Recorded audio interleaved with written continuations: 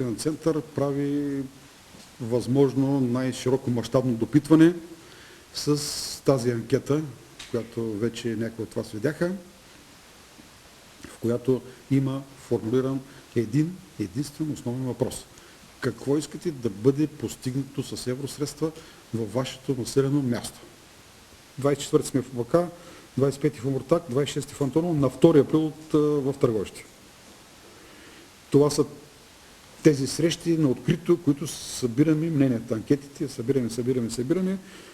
След това обобщените резултати обобщаваме на събития информационни.